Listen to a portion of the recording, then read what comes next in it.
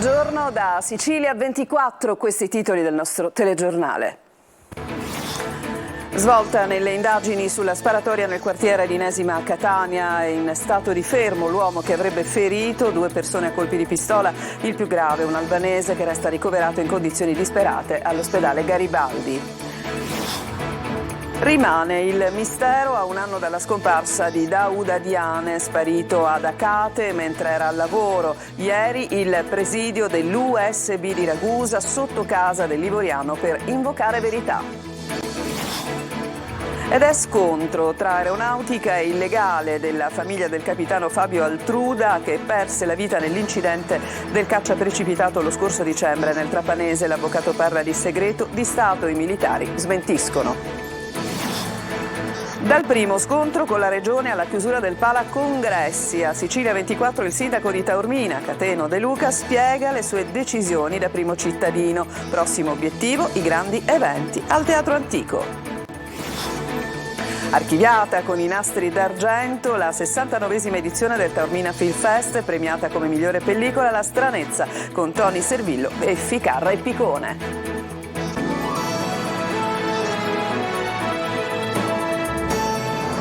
Bentrovati da Sicilia 24, apriamo il nostro telegiornale con una notizia dell'ultima ora. Una bambina di 4 anni è rimasta ferita gravemente dopo essere caduta da un balcone di un'abitazione in via Castelvetrano a Mazara del Vallo. La bimba è finita sulla sede stradale dopo un volo dal secondo piano della casa dove vive con la famiglia. Le condizioni della piccola sono subito apparse gravissime, è stata soccorsa da un'ambulanza del 118 e trasportata presso il pronto soccorso dell'ospedale Abele Aiello di Mazara del Vallo. Al nosocomio è stata sottoposta subito a un intervento chirurgico per le ferite riportate ad alcuni organi interni. Sul posto sono intervenuti gli agenti della Polizia Municipale di Mazara del Vallo.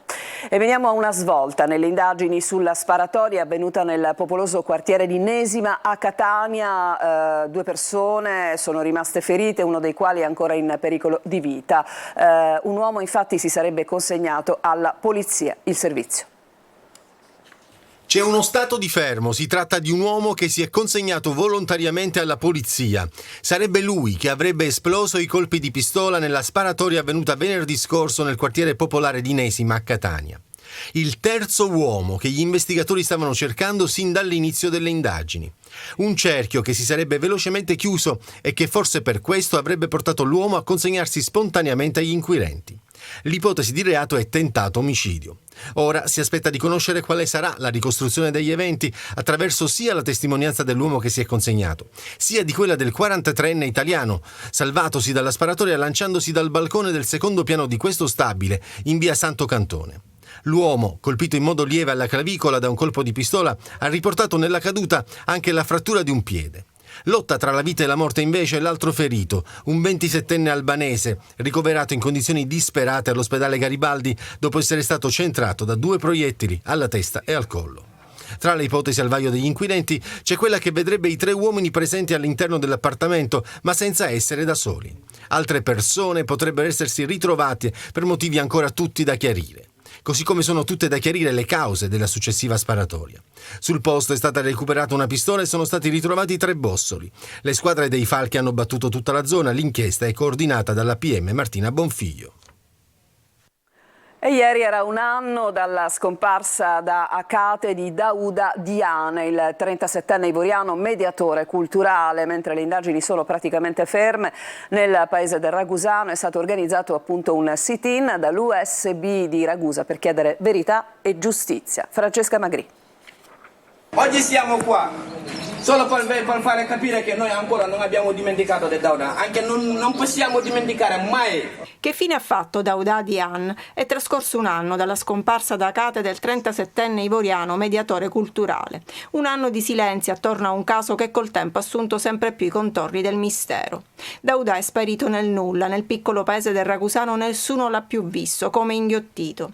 Per non fare calare il silenzio e chiedere verità e giustizia, ad Acate è stato organizzato dalla USB un sit-in sotto casa di Daouda, i muri tappezzati di manifesti con la sua foto. Le indagini sono ferme, coperte da un muro di omertà. Non ci sono colpevoli, mentre i suoi familiari continuano a chiedere di lui. La storia di Daouda è quella di tanti migranti. Partito qualche anno fa dal suo paese sfidando il Mediterraneo con una imbarcazione poco sicura, era arrivato in Sicilia e aveva trovato occupazione come mediatore culturale. Aveva lasciato la sua famiglia in Costa d'Avorio e lavorava per realizzare il suo sogno, portare moglie e figli in Sicilia.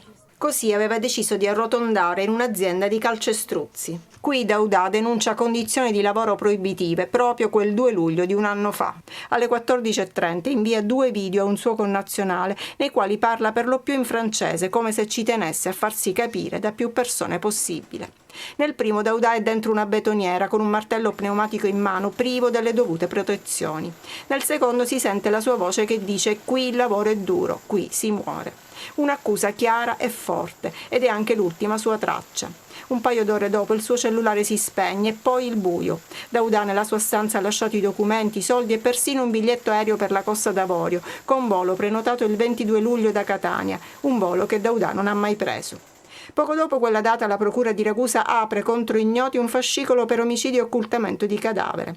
Passano mesi per spiegare la sparizione di Daouda, a più riprese si fa circolare l'ipotesi di una rissa per soldi o di una rapina.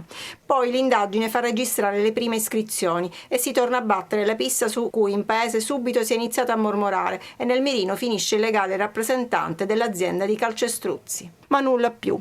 Il mistero resta irrisolto. 365 giorni dopo tutto resta fermo, cristallizzato e risposte non ne sono ancora arrivate.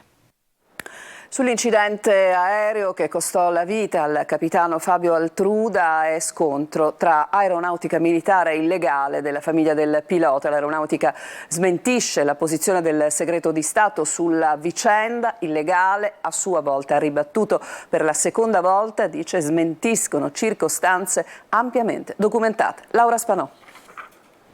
Divampa la polemica sull'incidente aereo avvenuto lo scorso 13 dicembre nei pressi del 37° stormo di Trapani Birge che costò la vita al capitano Fabio Altruda di 33 anni che si trovava a bordo di un Encaccia Eurofighter mentre rientrava alla base militare. L'aeronautica con una nota ha infatti smentito quanto ieri confermato dal legale della famiglia Altruda che sulla vicenda sia stato apposto il segreto di Stato, sottolineando che tali affermazioni non corrispondono alla verità. Infatti tutta la documentazione di interesse è da tempo a disposizione dell'autorità giudiziaria competente. Anche la scatola nera è stata consegnata senza indugio alla predetta autorità giudiziaria e risulta a tutt'oggi sotto sequestro, sottolineando anche che l'aeronautica continua a prestare massima collaborazione alle autorità inquirenti al fine di far luce sull'accaduto. A dare conferma dell'opposizione del segreto di Stato da parte del governo era stato l'avvocato Fabio Sammartano che assiste i familiari del pilota deceduto. L'avvocato torna sull'argomento per controbattere. È sorprendente che la Forza Armata per la seconda volta smentisca circostanze oggettive ampiamente documentate, scrive Sammartano.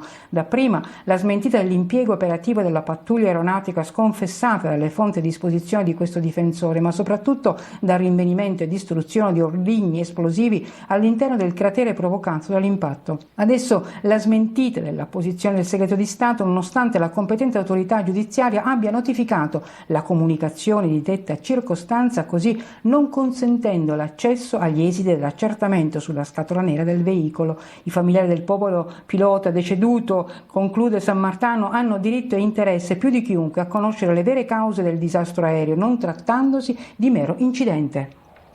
Veniamo a Cateno De Luca che è impegnato su più fronti nella prima estate da sindaco di Taormina. Dopo il primo scontro con la regione e poi nei giorni scorsi la chiusura del Palacongressi, l'attenzione è rivolta ai grandi eventi al Teatro Antico. Francesco Triolo.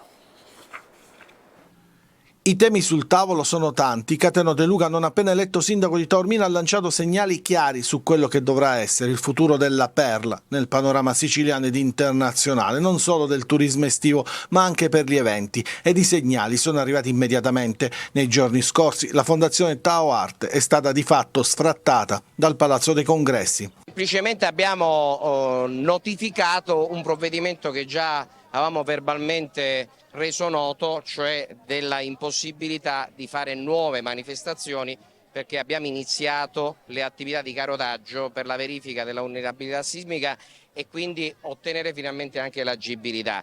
quindi abbiamo consentito proprio la conclusione di quelle che erano delle attività in corso, ma stamattina già sono entrate le macchine proprio per iniziare i carotaggi, perché abbiamo la necessità di avere al più presto le risultanze e capire i tipi di interventi che bisogna effettuare. Questa è la versione ufficiale, anche se sembra che l'utilizzo del Palazzo dei Congressi da parte di Tau Arte sia andato oltre gli accordi che prevedevano fosse solo una base logistica e non come location per eventi, e per questo De Luca ha deciso di cambiare la serratura. Scongiurata la chiusura della via che porta al Teatro Antico dopo l'emendamento approvato dalla Regione che ha previsto il 15% dello sbigliettamento ai comuni, ancora c'è tanto di cui discutere. I nodi sono tanti al pettine che ovviamente stiamo affrontando, e quindi ci sarà una oggi revisione anche dei rapporti del Comune di Taormina con l'assessorato ai beni culturali per quanto riguarda la gestione del Teatro Antico, visto che la norma De Luca è stata approvata dal Parlamento siciliano, e ci sarà anche una revisione della posizione sulla fondazione, se quella che è il nostro auspicio porta la Regione a miti consigli e quindi a ridiscutere le varie posizioni e anche quello che deve essere veramente il destino di questa fondazione. Risolto un problema, l'attenzione si sposta adesso sui grandi eventi dei privati al Teatro Antico. Continueranno, e l'unica cosa che ovviamente per ora dobbiamo rivedere d'urgenza sono tutte le manifestazioni che erano state programmate al Palacongressi, che fino a quando non si effettueranno gli interventi per la messa in sicurezza non si potranno autorizzare. Adesso ci fermiamo per una pausa, poi torneremo a Taormina, ma per lo spettacolo al Teatro Antico.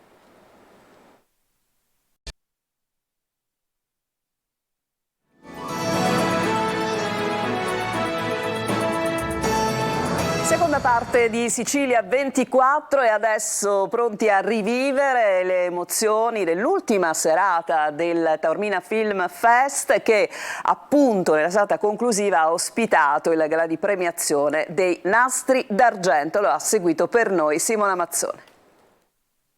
Non ho nessuno scopo e sono felice. No, senza pausa.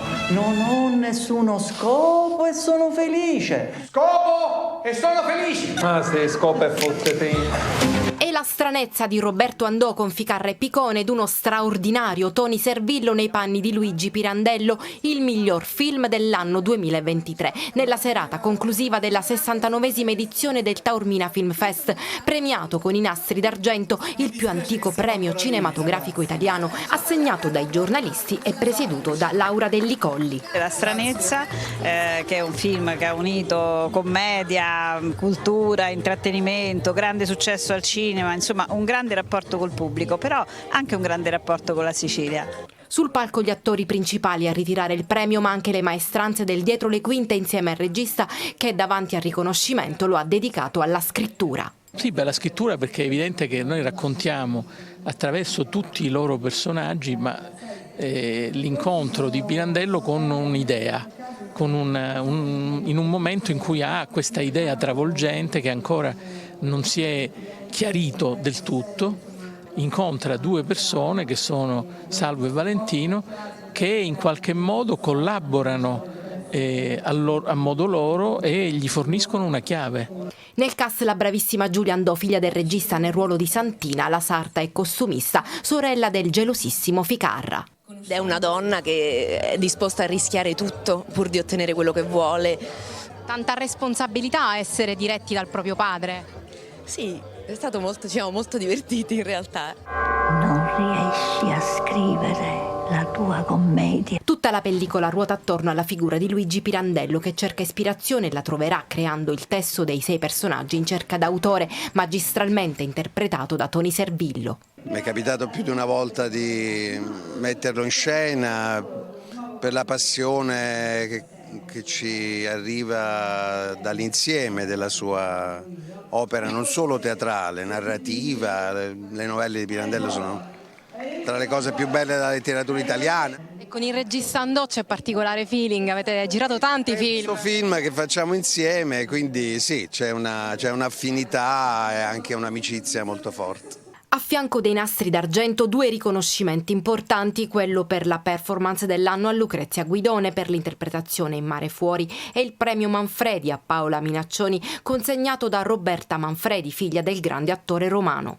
Lei incarna il premio Nino Manfredi, lei è proprio la manifestazione vivente del premio Nino Manfredi, perché lei sa fare tutto, lei sa passare dai ruoli drammatici ai ruoli di commedia, lei ha un'anima, ha un'umanità che trasferisce, che la cosa sono 2 ingredienti imprescindibili se vuoi arrivare al pubblico. Mio padre aveva l'anima e aveva un'umanità che tutti riconoscevano. Avete visto Ficarra e Picone premiati per la stranezza, adesso li sentiamo, il servizio. Tornano sul palco del Teatro Greco di Taormina Ficarra e Picone, che qui avevano ritirato il loro primo nastro d'argento nel 2017 con L'ora legale, premiato come migliore commedia dell'anno. Oggi il duo palermitano stringe tra le mani il secondo nastro, un altro riconoscimento che si aggiunge al lungo elenco di premi ricevuti nel corso di una carriera lunga 30 anni, quasi tutti fatturati, ha precisato Valentino al pubblico. La stranezza è il film dell'anno 2023 e loro interpretano 2 becchini ma anche attori dilettanti che stanno provando un nuovo spettacolo che poi ispirerà la fantasia di Luigi Pirandello, autore della tecnica del teatro nel teatro. Siamo contenti perché insomma i premi fanno sempre piacere. Uno ciascuno. Uno ciascuno, quello Questa volta hanno avuto il buon gusto di darcene uno ciascuno. Infatti. Io non sono costretto a fottermi il suo. Ma questo premio arriva nei 30 anni della vostra carriera insieme. Com'è vivere insieme?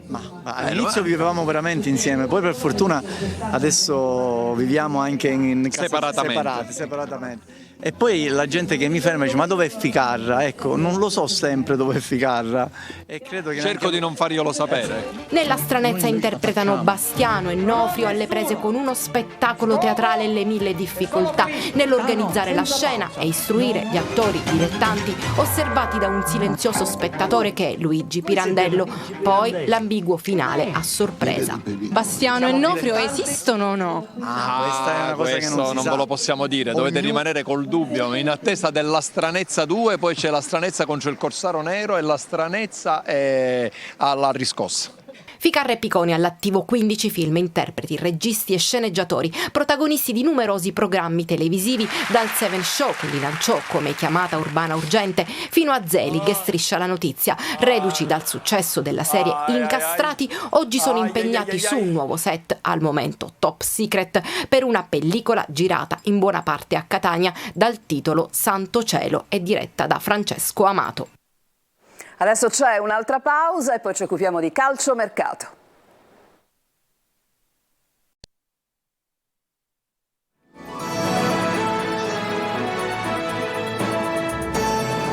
Il calcio in chiusura, il calciomercato del Palermo, dopo Lucioni, la società rosanero sta per chiudere altri 4 acquisti e tra questi anche Roberto Insigne del Frosinone. Sentiamo Marco Gullà.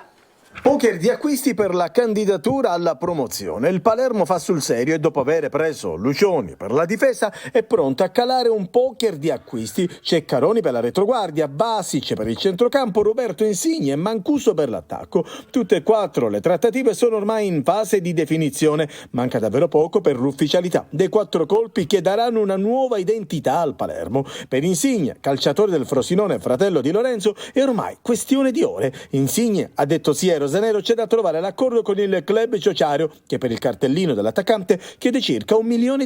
L'affare comunque si farà. In difesa ormai è solo questione di tempo, ma con l'arrivo di Pietro Ceccaroni del Venezia il capitolo centrali è chiuso. Anche Aliosa Valis con tutta probabilità verrà ufficializzato prestissimo, precisamente la prossima settimana, grazie a una cifra di poco superiore ai €2 milioni. Basic interessava a diversi club di B e anche al Sassuolo, ma alla fine l'ha spuntata il Palermo. Infine trattativa ben avviata per Leonardo Mancuso, che potrebbe rivestire il ruolo di vice Brunori. Mancuso, di proprietà del Monza, sarebbe entusiasta di vestire i rosanero. Sul fronte cessioni ci sono vari calciatori che non rientrano nel progetto e che lasceranno il club: Damiani, Broa, Cardi, Crivello, tutti giocatori che probabilmente non partiranno nemmeno per il ritiro. Con questo servizio si chiude Sicilia 24, prossima edizione alle 14. Vi lascio adesso con Buongiorno Sicilia insieme a Michele Cucuzza e Angelo Gagliano. Buona giornata.